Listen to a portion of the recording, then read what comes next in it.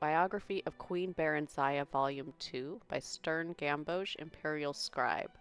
The first volume of this series told the story of Barenziah's origin, heiress to the throne of Mournhold until her father rebelled against His Excellency Tiber Septim I and brought ruin to the province of Morrowind.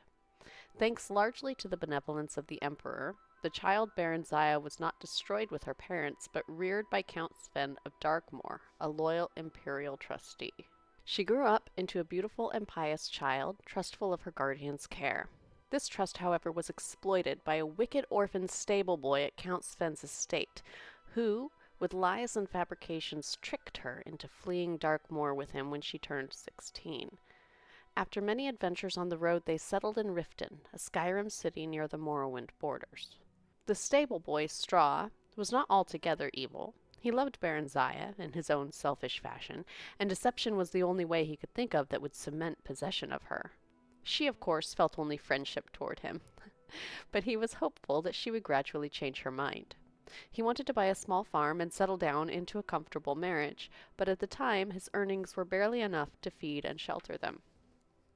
After only a short time in Riften, Straw fell in with a bold, villainous Khajiit thief named Theris, who proposed that they rob the Imperial Commandant's house in the central part of the city. Theris said that he had a client, a traitor to the Empire, who would pay well for any information they could gather there.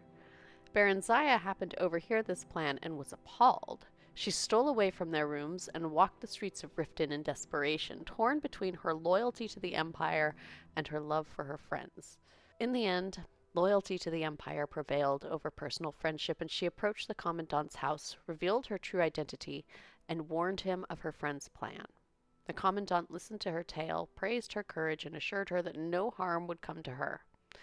He was none other than General Symmachus, who had been scouring the countryside in search of her since her disappearance, and had just arrived in Riften, hot in pursuit.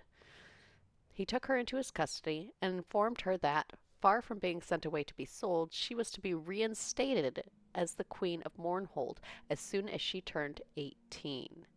Until that time, she was to live with the Septim family in the newly built imperial city, where she would learn something of government and be presented at the imperial court. At the imperial city, Barenziah befriended the Emperor Tiber Septim during the middle years of his reign.